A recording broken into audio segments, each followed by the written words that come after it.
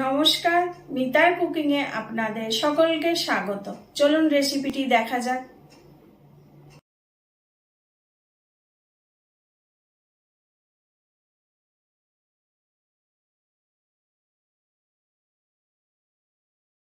চলে এসেছি। আজকে আমি বাইরে রান্না করছি উঠোনে। তা এখন থোড় ভাজা করব। থোড় ভাজতে যা যা লাগে, থোড় তো আপনারা চেনেন, এটা হচ্ছে কলা গাছের ভেতরে থাকে থোড়। থোড় কুটে আমি ধুয়ে রেখে দিয়েছি।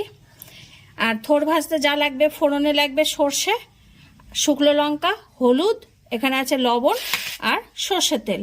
এবার আমি এটা আপনাদের ভেজে দেখাবো। আমি গ্যাসের কাছে যাচ্ছি। সবার আগে আমি নুন হলুদ দিয়ে থোড়টাকে মেখে নেব। লবণ দিয়ে যদি থোড়টা মাখা হয় তাহলে নরম হয়ে যায় তাড়াতাড়ি আর অনেক জল বেরিয়ে যায়। আমি এখানে 1.5 চামচ লবণ দিলাম, হাফ চামচ হলুদের গুঁড়ো দিলাম, দিয়ে থোড়টা আমি ভালো করে এরকম করে হাত দিয়ে মেখে নেব।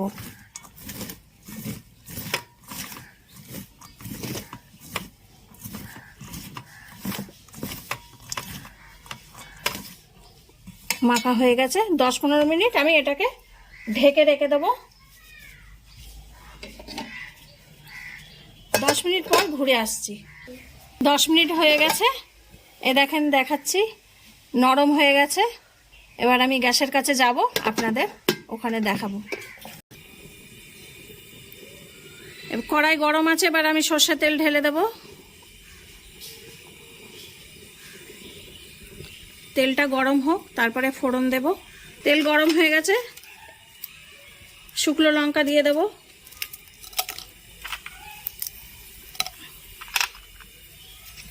ফোড়নে যে সর্ষে দিয়ে দিলাম হাফ চামচ,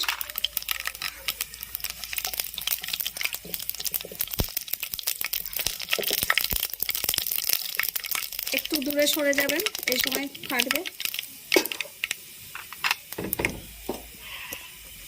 থোড় দিয়ে দেবো, থোড়টা জল চিপে চিপে দেব।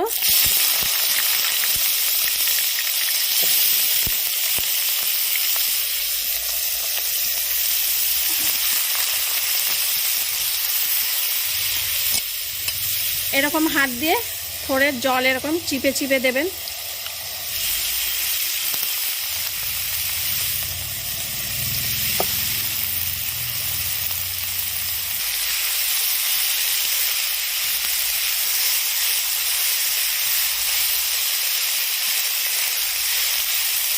থোড়ে আগে থাকতেই লবণ দেওয়া আছে, আমি এখন লবণ দেব না, পরে লবণ দেব। এবার অল্প এটা লো হিট করে দেবো। হাই হিটে করলে এটা পুড়ে যাবে। হালকা লো হিটে রেখে ঢেকে দেবো। এই সময় 10 মিনিট রেখে দেবো। 10 মিনিট পর খুলে দেখব। 10 মিনিট পর ঘুরে আসলাম, দেখি এবার কিরকম হয়েছে। এখনো রস রস ভাব আছে, ভাজা ভাজা হবে।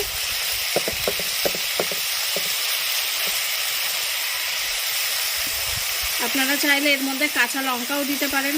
আর আমি ফোড়নের সর্ষে ব্যবহার করেছি, চাইলে আপনারা কালো জিরে দিতে পারেন। কালো জিরেও ভালো লাগে এর মধ্যে খেতে, সুন্দর গন্ধ বেরোয় কালো জিরে দিলে। সর্ষে দিলেও ভালো লাগে। আমি 2টো কাঁচা লঙ্কা ওপর দিয়ে দেবো।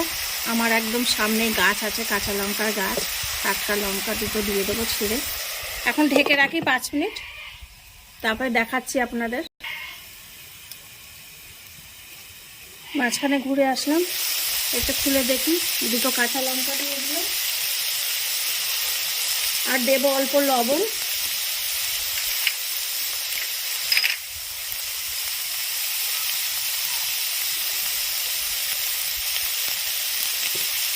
অল্প লবণ দিয়ে দিলাম।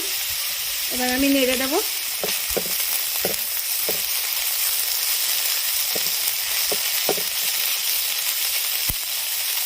ভালো করে নেড়ে চেড়ে ভাজা ভাজা করব, তারপরে দেখাচ্ছি। খুলে দেখি।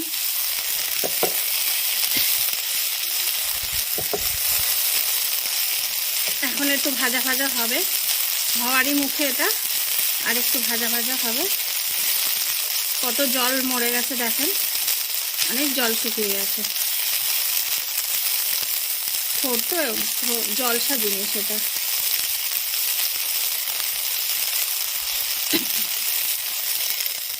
ভাজা ভাজা করে আপনাদের দেখাচ্ছি। খুলে দেখছি 5 মিনিট পর। থোড়টা ভাজা পুরো হয়ে গেছে দেখেন একদম। গ্যাসটা আবার বন্ধ করে দেবো। আমার রান্নাটা পুরো কমপ্লিট, আমি ঢেলে দিয়েছি বাটিতে। দেখুন কেমন লাগছে, একদম ভাজা ভাজা হয়েছে। আর থোড় দেখতে বেশি লাগে, রান্নার পর কমে যায়। তো আমার কর্তা আছে, খেতে দিই কেমন দেখি বলে। নাও খাও।